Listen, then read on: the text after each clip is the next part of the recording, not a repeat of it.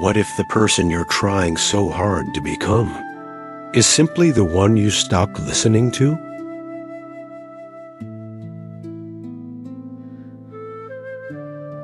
The little leopard had heard stories for as long as he could remember. Stories of a mirror hidden high on a mountain peak.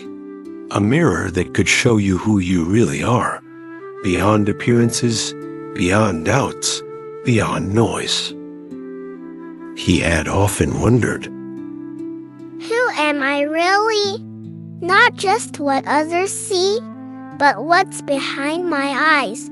What matters? What's true? So one morning, as the sky stretched wide and the valley lay quiet, he tied his little robe, took a deep breath, and began his climb. I will find that mirror. I want to see the truth, even if it's hard. As he walked through the lower valley, he began to hear voices, not from above, but from around. Be strong, Called one voice.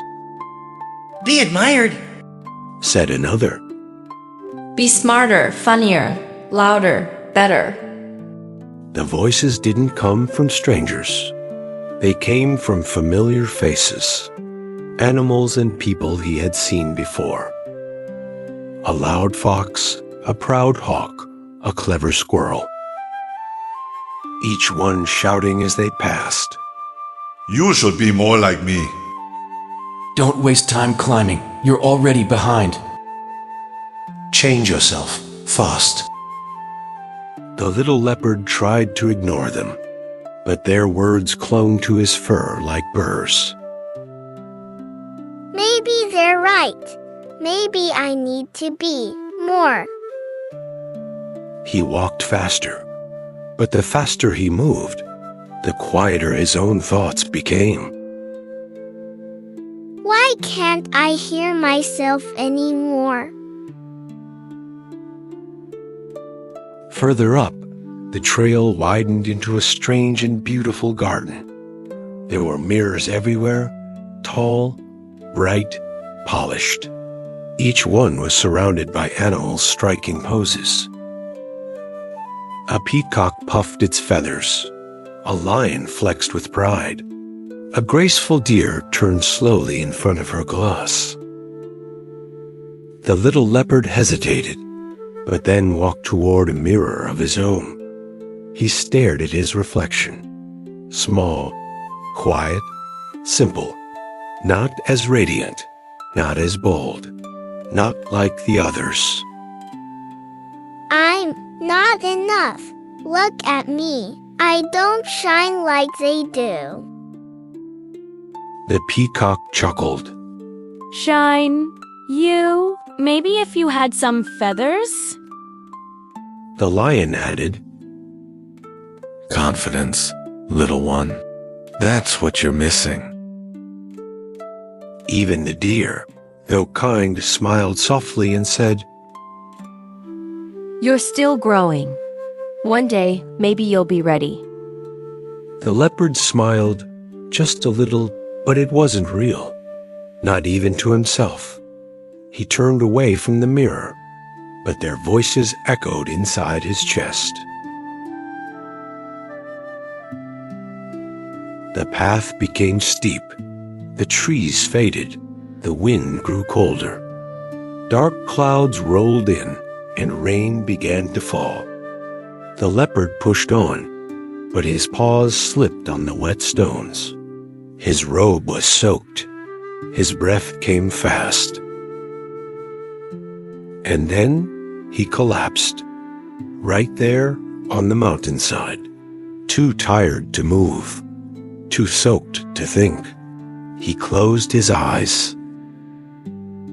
Maybe I don't need to know who I am. Maybe I'm just lost.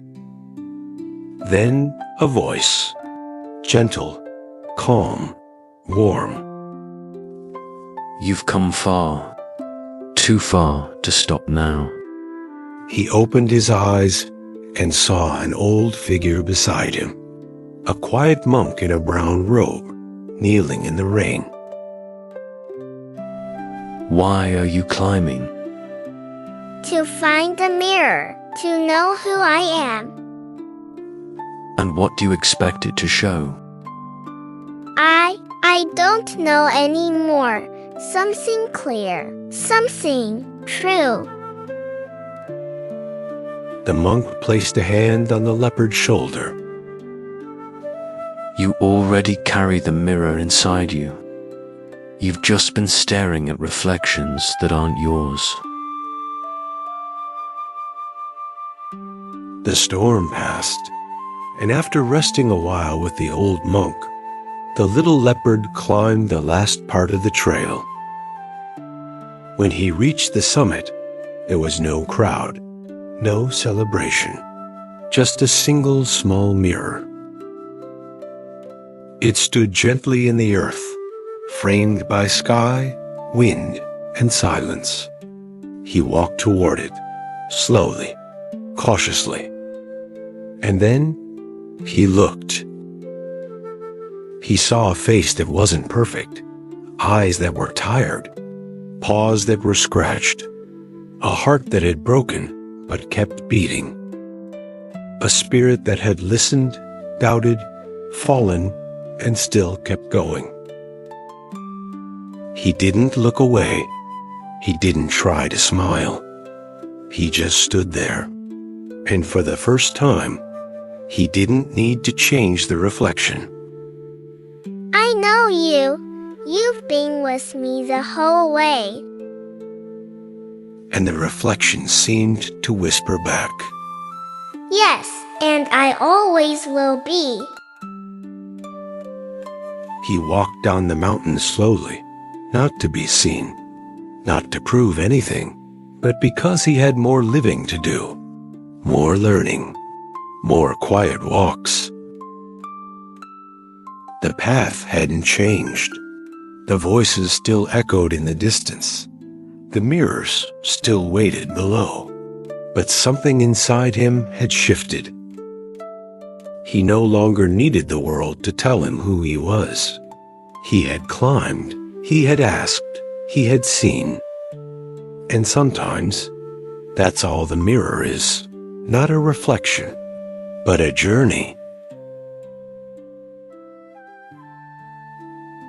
So the next time you feel lost, don't run to find a better version of yourself. Just walk quietly back to the one you left behind.